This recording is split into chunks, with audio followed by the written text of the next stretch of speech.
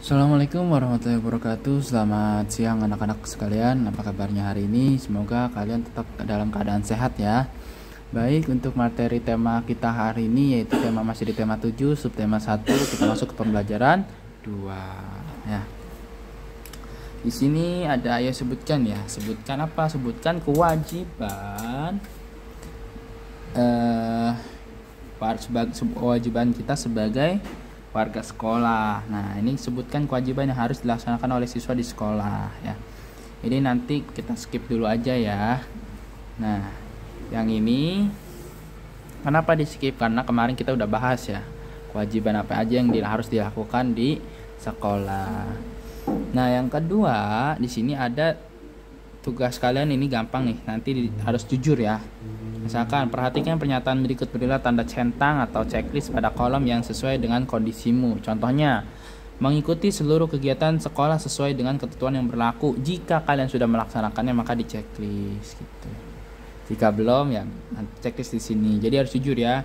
Menjaga keamanan dan ketertiban di lingkungan sekolah, checklist ya. Kalau kali ini harus dijujur ya, harus jujur ya.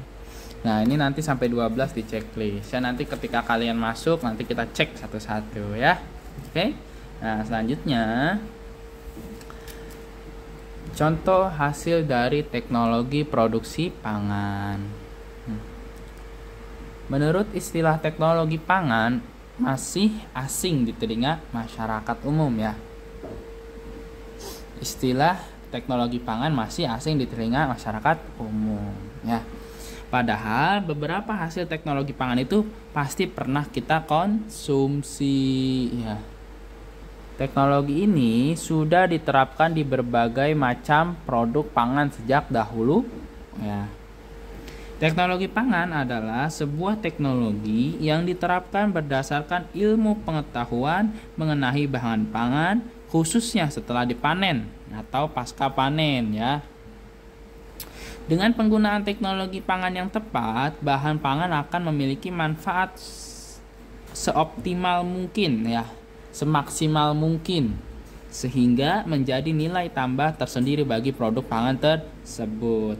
Berikut contoh produk hasil teknologi pangan yang sering kita temui. Nah, tempe. Nah, tempe itu salah satu contoh dari hasil teknologi produksi pangan. Nah, tempe ya merupakan salah satu produk hasil teknologi pangan yang paling terkenal di kalangan masyarakat Indonesia. Pasti kalian sudah pernah makan tempe ya, bahkan ada yang sering makan tempe ya. Nah, makanan hasil bioteknologi konvensional ini dibuat melalui proses peragian kedelai oleh jamur. Tempe memiliki kandungan protein yang sangat tinggi ya. Oleh karena itu, tempe kaya akan protein dan bagus untuk pertumbuhan kita ya. Nah, yang kedua, contoh dari produksi pangan itu ya adalah roti ya. Roti adalah produk teknologi pangan yang sering kita temui sehari-hari. Bahkan kemarin bekal kalian jalan-jalan adalah roti salah satunya ya. Pembuatan roti menggunakan ragi yang di dalamnya terkandung jamur. Jenis jamur ini memanfaatkan kandungan glukosa dalam tepung sehingga dapat menghasilkan karbon dioksida. Karbon dioksida tersebut akan tetap berada dalam adonan, membuat adonan roti mengembang dan memiliki tekstur yang ringan. Ya. Kemudian yang selanjutnya, contoh produksi dari teknologi produksi pangan yaitu keju. Keju merupakan turunan produk berbahan dasar susu. Ya. Jadi bahan dasar untuk membuat keju adalah susu. Sebelum diolah sebagai keju, susu dipanaskan dahulu sampai semua bakteri mati. Selanjutnya, susu bebas bakteri ini akan dicampurkan dengan enzim yang berasal dari usus hewan mamalia. Nah, efeknya susu akan menggumpal. Gumpalan susu inilah yang diperas dan dipadatkan. Kemudian hasilnya kita kenal dengan nama keju. Ya, kalian semua pasti suka keju ya, karena rasanya enak ya. Nah, yang selanjutnya yang terakhir yaitu nata de coco. Kalian sudah pasti tahu ya, nata de coco ini ada juga di minimarket ya. Saat cuaca panas minum es ya. Nata de coco rasanya begitu seger ya. Jadi nata de coco ini dimakannya dengan campuran es batu ya, atau dengan sirup ya. Makanan bertekstur kenyal ini dihasilkan dari pengaplikasian teknologi pangan juga ya. Nata de coco dihasilkan dari pengolahan air kelapa dengan bantuan bakteri ya. Jadi beberapa contoh makanan itu adalah contoh dari hasil teknologi produksi pangan. Ada nggak contoh yang lainnya? Masih banyak ya, kalau disebutkan satu-satu itu cukup banyak ya. Nah, selanjutnya ya. Di sini ada, kita lihat bangun datar ya. Nah, ini harus diperhatikan dengan seksama nih ya. Kita baca pelan-pelan ya. Gambar di samping adalah bingkai foto yang berbentuk persegi. Bingkai foto itu mempunyai 4 tepi atau 4 sisi ya. 1, 2, 3, 4 ya. Setiap tepi atau sisi bingkai foto memiliki ukuran yang sama. Jumlah panjang keempat tepi atau sisinya disebut keliling bingkai foto. Nah, kita sudah masuk ke keliling. Nah, oleh karena bingkai foto berbentuk persegi, dapat disimpulkan bahwa persegi mempunyai 4 sisi. Jumlahnya panjang keempat sisinya disebut keliling persegi ya. Jadi dari jumlah panjang keempat sisinya dari 1, 2, 3, 4 ini dijumlahkan. Nah, hasil jumlahnya itu disebut sebagai keliling persegi. Untuk menentukan keliling bangun datar persegi, kamu atau kalian semua dapat menggunakan batang korek api. Perhatikan gambar berikut. Nah, nih kita lihat nih batang korek api nih. Berdasarkan gambar dapat diketahui bahwa masing-masing sisi pada bangun datar persegi diukur dengan 2 batang korek api. 1, 2, 1, 2, 1, 2, 1, 2. Oleh karena keliling persegi adalah jumlah panjang keempat sisinya, keliling persegi pada gambar di samping dituliskan sebagai berikut. Keliling persegi, sisi 1, sisi 2, sisi 3, sisi 4. Jadi rumus keliling persegi itu adalah S kali 4 atau S kali 4 atau bisa dirumuskan sebagai S plus S plus S plus S ya. S itu apa? S itu sisi. S itu sisi. Kita lihat nih. Sisi 1 ditambah sisi 2 ditambah sisi 3 ditambah sisi 4 ya. Nah, sama dengan 2 batang korek api ditambah 2 batang korek api ditambah 2 batang korek api ditambah 2 batang korek api. Dari mana nih? Lihat gambar di sampingnya.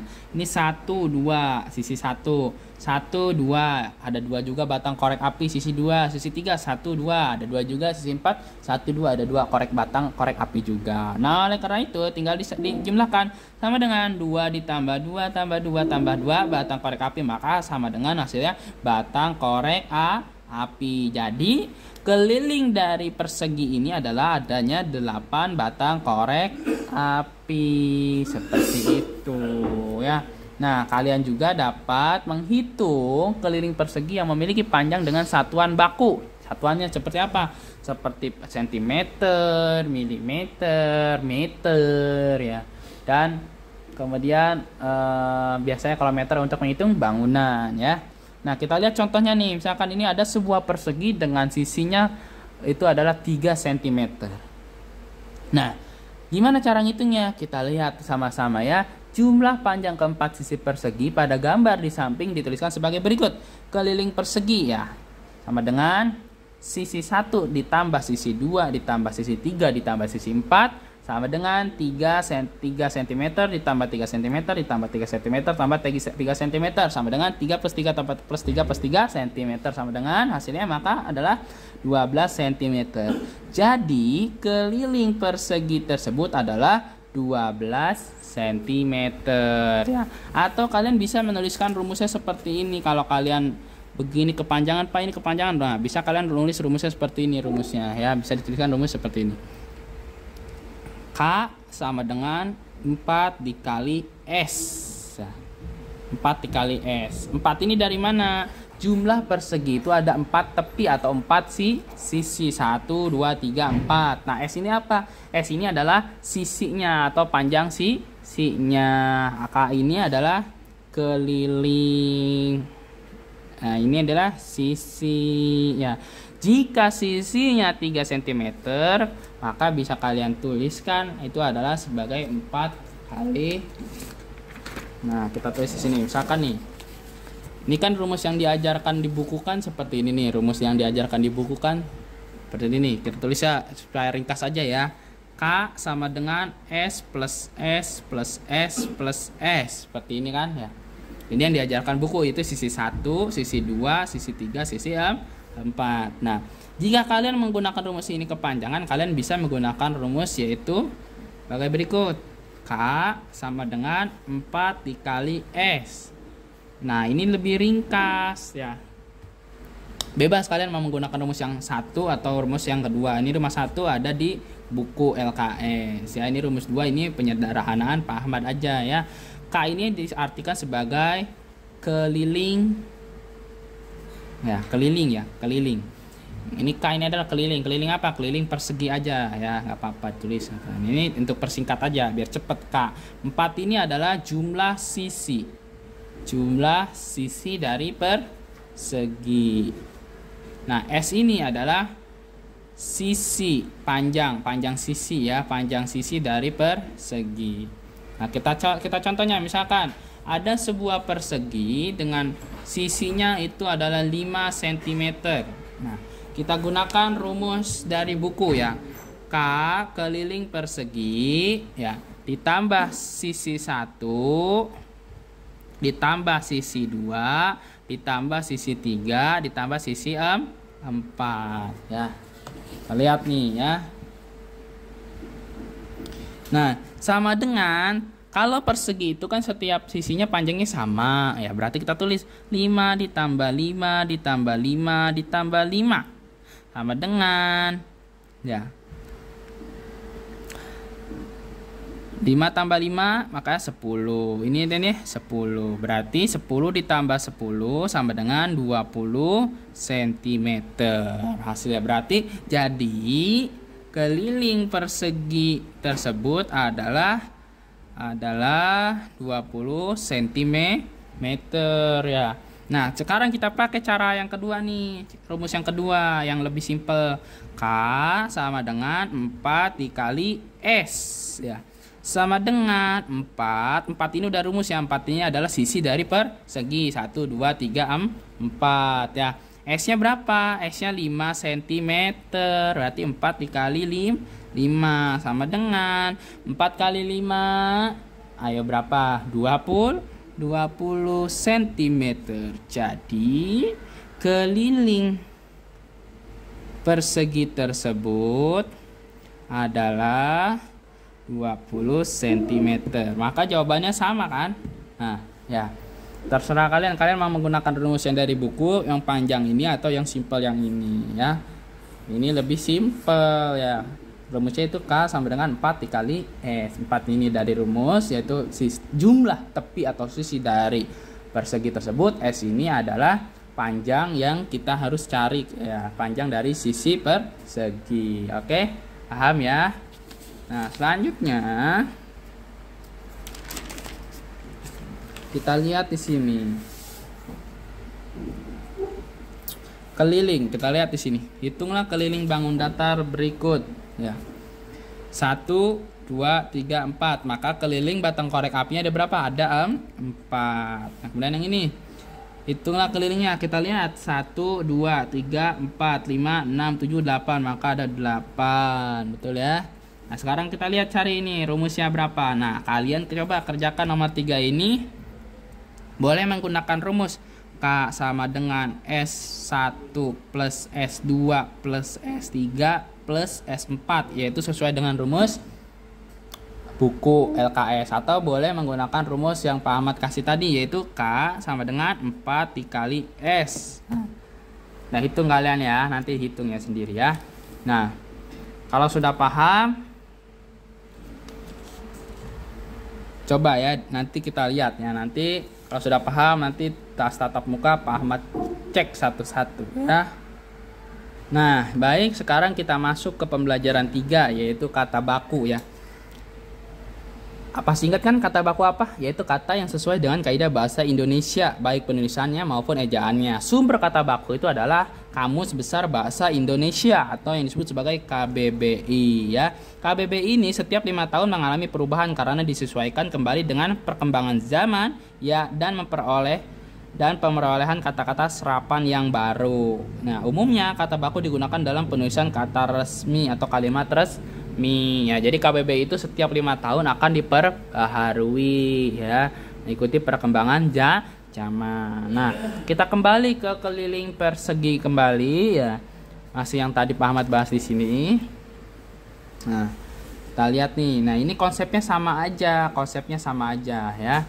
Konsepnya sama aja ya, maupun berapapun sisi dari persegi tersebut, cara perhitungannya sama. Bisa menggunakan rumus yang ini, K sama dengan S1 plus S2 plus S3 plus S4 sama dengan K sama dengan 4 kali S. Perhitungannya sama seperti ini yang tadi, yang Pak Ahmad jelaskan tadi ya. Nah, seperti itu untuk mencari keliling persegi ya. Nah, untuk lebih gampangnya kalian berlatih soal ya. Nah, soalnya dari Pak Ahmad aja nih ya. Kalau saya dari buku soal cerita rada panjang. Soalnya 1. Jika sebuah persegi mempunyai sisi ya, kita langsung dari gambar aja ya. Dari gambar, sisi 1 adalah sisinya yaitu 6 cm. Hitunglah keliling persegi tersebut.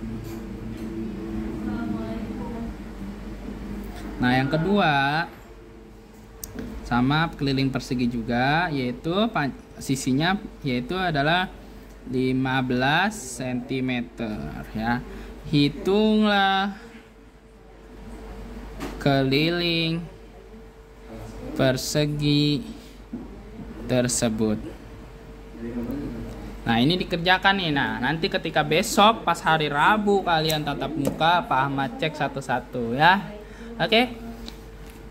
Jangan lupa dikerjakan tugasnya ya. Nanti hari Rabu kita cek satu-satu. Ini untuk latihan aja ya. Oke, sekian dulu video hari ini. Selamat belajar dan assalamualaikum warahmatullahi wabarakatuh.